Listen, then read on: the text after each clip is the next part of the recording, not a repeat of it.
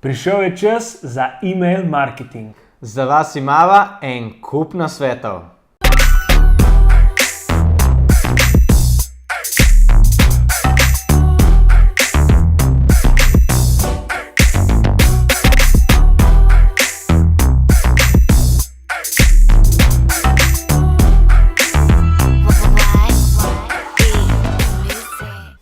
Dober dan, dobrodošli v 16. oddaji Point Out Weekly. Nejc, jaz sem pripravljen.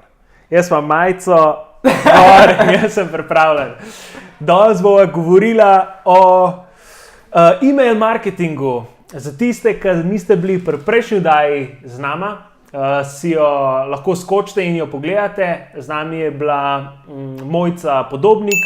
Govorili smo o raziskovanju, o grajenju person, ciljnih skupin in tako naprej. Ful je bilo zanimivo. Danes pa, kot sem že omenil, na vrsti je email marketing. Nejc, kaj imaš za povedati o email marketingu? Da kar jaz začnem to. Ja, daj ti. Okay.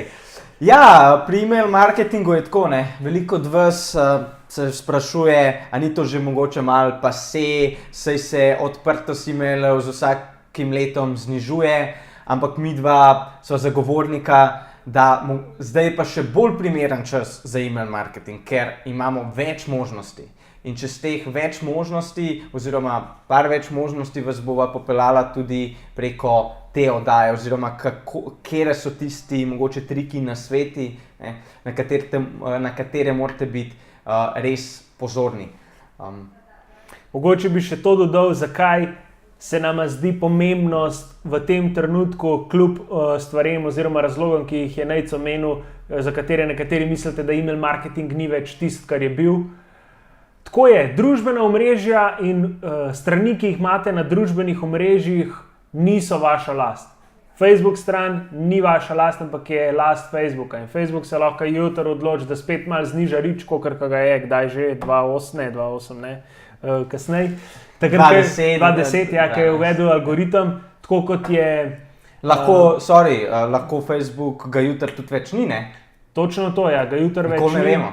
Tudi nedolg nazaj, dober čas gre hiter, leto, dve nazaj, ko je Instagram uvedel algoritem, so tudi vsi, zdaj pa ne bo več noben fan videl moje objave. In ja, in točno to se lahko kadarkoli na kateremkoli družbenem omrežju zgodi. Email lista oziroma email baza je pa vaša last. Tako da lahko z njo delate marsikaj in vedno bo ostala vaša last. In najbolj, da začneva pri prvi točki, ki jo želiva pokriti, prvem nasvetu, in to je hitrost pri email marketingu. Da je treba biti zelo, zelo odziven. Se pravi, kaj ste mislili? Ko pridobite novega subscribera, nekdo, ki se je na novo naročil na vašo emailing listo, da mu takoj pošljete povratni email, ga pozdravite,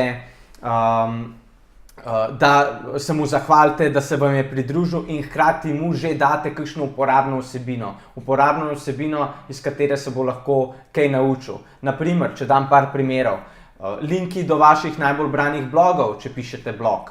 Mogoče ste napisali nek priročnik, e-priročnik, date link do tega e-priročnika, ki ga oni zastonj dobijo. Tako da jim takoj date to uporabno vrednost in da se oni navadijo, da bodo od vas dobivali različne stvari, tako kot sem rekel, uporabno vrednost, in da jih navadite na neko sekvenco dobivanja e-mailov v njihov inbox.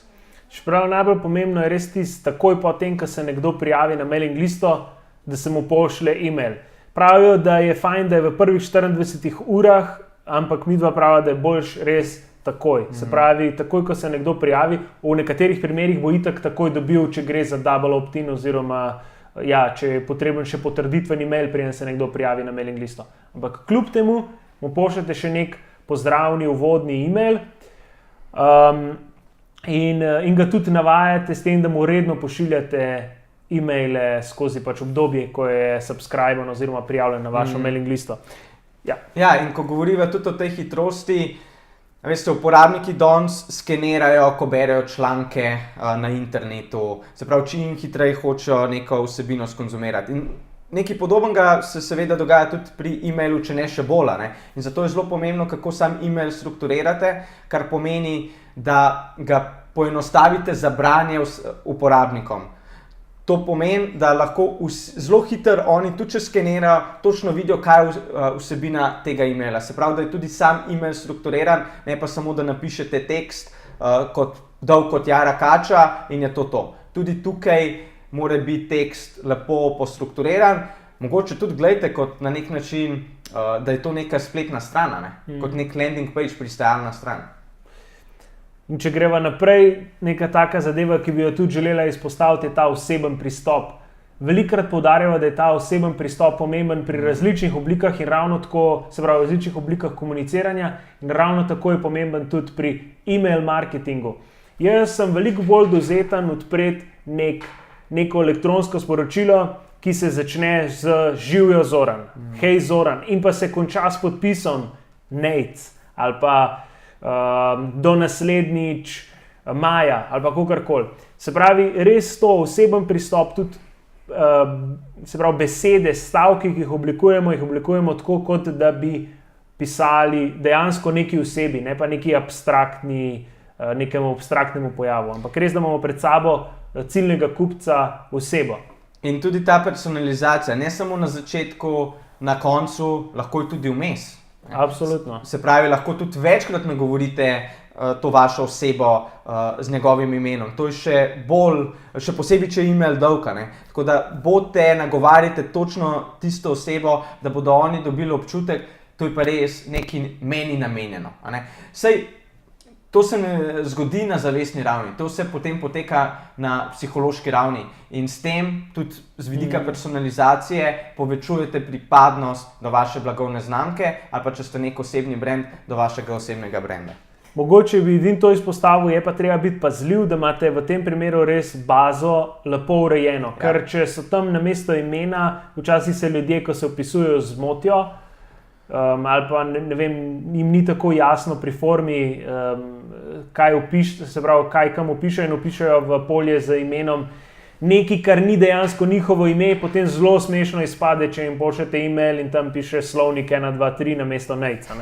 To je zelo tako odbijajoče za usere, ki to dobi. Tako da morate biti pozorni in magari ročno popraviti, če to lahko. Ki si najde Slovnik 1, 2, 3, da ne bi kdo mislil, da vam kje tak user ne. Ok, grejo do tretje točke, ki je tudi zelo, zelo pomembna in sicer, da se posvetite naslovu. Zakaj? Zaradi tega, ker vsi naprej, ko pride e-mail v inbox, vsi naprej vidijo, z katerega naslova je prišlo in kaj je vsebina tega e-maila. In ta naslov mora biti udaren. Morate hitro sporočiti, zakaj se bo šlo v tem e-mailu ali pa ne sporočiti, ampak zbuditi pozornost. Se pravi, zintrigirati, jaz ta izraz malo tako uporabljam, zintrigirati uporabnika, da bo rekel, pa bo kliknil na tisti e-mail oziroma ga odprl in začel naprej brati. Ja, neke raziskave pravijo, da smo običajno ljudje nagnjeni k temu, da pišemo e-mail naslove v okviru 60 do 70 znakov. To je neko povprečje. To je neko povprečje. Zato midva prava, da če hočete izstopati iz nekega feeda, se pravi, če nekdo gleda vse e-mail naslove, da morate delati ali daljše od tega ali pa krajše, zato ker boste čist vizualno izstopali. In včasih je nek kratek, zdaj da je ful banalen, mogoče neumen primer, tole pa 3 pikce, lahko čist dovolj, da nekomu zbudite pozornost, da bo kliknil. Ampak dajva kar nekaj primerov udarnih, kratkih, daljših naslovov, se bodo kar vam na ekranu pojavili, tako da dobite par teh primerov za boljšo izkušnjo. Da naj pa ne boste narobe razumeli, nikoli pa ne zavajati z naslovom. Se pravi, ne v naslovu napisati nekaj, kar se potem ne pojavlja v vsebini maila. Ker na koncu bo uporabnik zgolj nezadovoljen, ker bo iskal tista informacija, ki ste jo vi podali v naslovu, v samem, se pravi, jedru, besedilu, jo pa ne bo najdel. Zdaj, kako pa veste, kjer je tisti udaren ali pa najbolj primeren naslov? Eno je, da testirate skozi daljše časovno obdobje, se učite strani uporabnikov, ko klikajo na e-mail, koliko je odprtost tega maila. Drug način je pa še boljši, da na posameznem e-mailu testirate, se pravi, govorim o A/B testingu in to večina providerjev, e-mail providerjev že danes omogoča, kar pomeni, da razpošlje 20% naslovnikov e-mail, vi naprimer imate 1, 2, mogoče celo 3 različne naslove pripravljeni in na podlagi teh 20% manjšega vzorca na začetku e-mail provider testira, kater naslov najbolj deluje in potem, ko imamo en dotičen naslov, ki najbolj deluje, ga pa damo pa vsem 80% ostalih uporabnikov pa pošljemo samo ta e-mail s tem dotičnim naslovom, ki se je najbolj odrezal. Naslednja zadeva, nikoli ne pozabite vključiti CTA-je oziroma pozive k nekim dejanjem. Pozive, gumbe, ne? Tako, ja.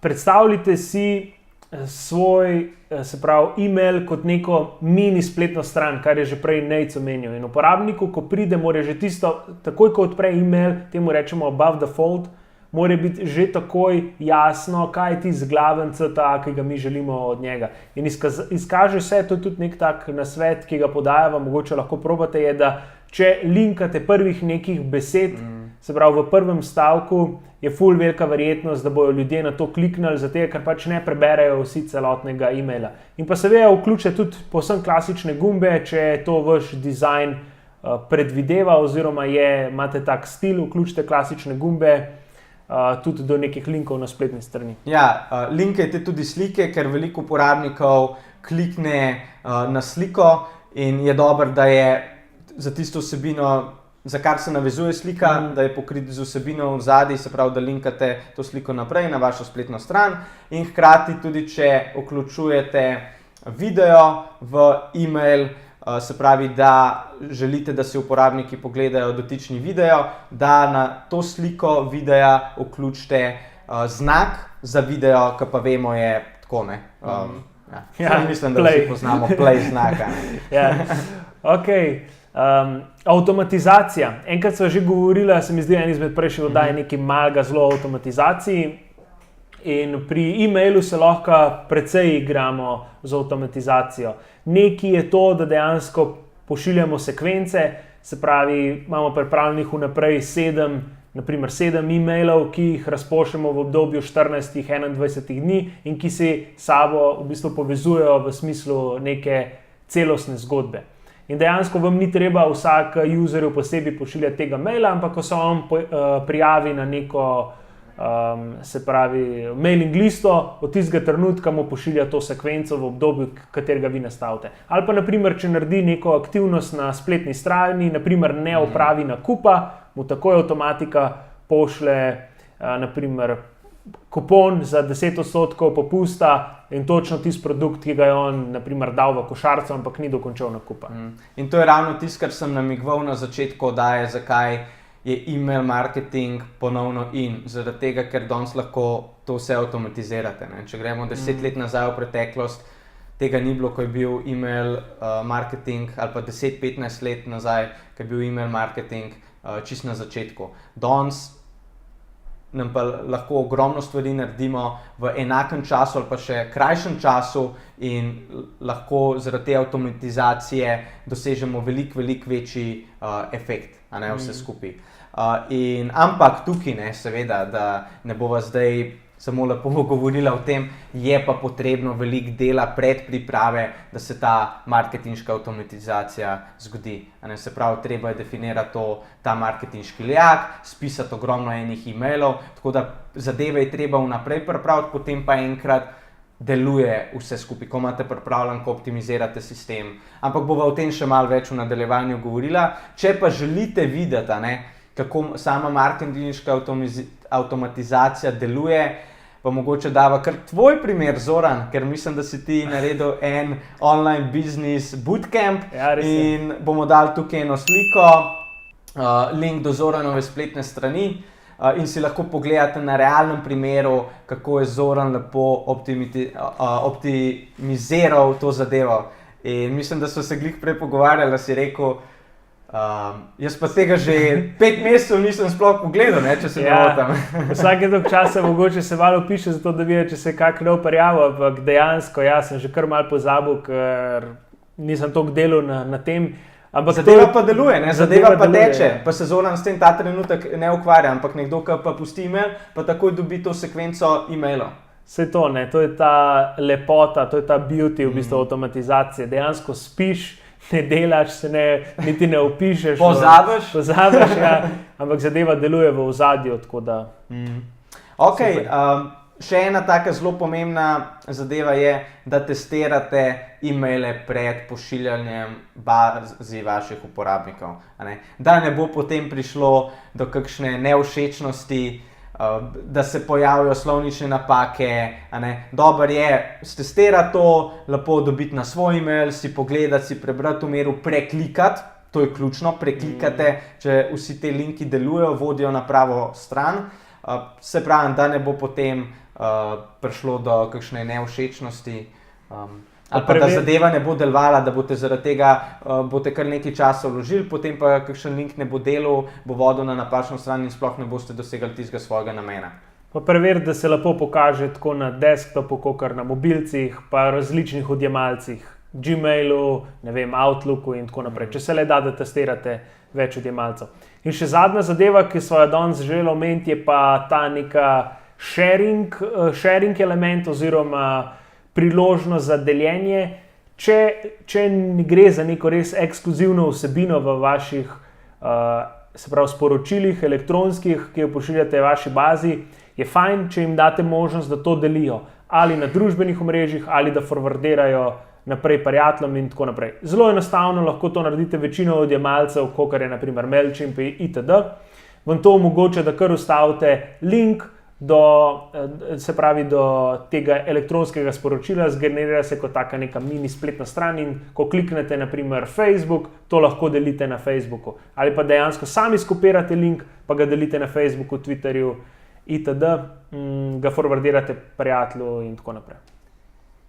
Ok, da vas zaključiti za danes to oddajo. Mislim, da smo v e-mail marketingu kar veliko povedala. Neka zadeva, ki jo morava še bolj podrobno pokriti v prihodnosti, je vsekakor ta marketinška avtomatizacija. Absolutno. Oziroma e-mail marketing avtomatizacija. Zato bova v eni izmed prihodnjih oddaj kar pripravila gosta, ki ogromno ve iz prakse na tem področju. Ko pa govorim, ko pa omenjam ravno goste, bomo pa v naslednji oddaji gostili, mogoče bi lahko rekla končno, Anžeta Miklavca iz podjetja Scots, ki pokrivajo blagovne znamke kot so Equa in Goatma, Goat Story. In on bo ogromno nam lahko povedal, kako se oni tega lotevajo iz prakse, se pravi, kako se digitalnega marketinga lotevajo in družbenih omrežij z namenom prodajanja njihovih izdelkov, produktov v spletni trgovini in širše tudi v maloprodaji. Tako da ostanite z nami, spremljite naju, vprašanja. Čim več komentarjev, čim več vprašanj, vse, ful sva vesela, ko nam kadarkoli napišete spodaj pod objavo komentar ali pa če nam pošljete celo neko sporočilo, tako da čim več tega in to je to. Se vidimo naslednjič. Čau!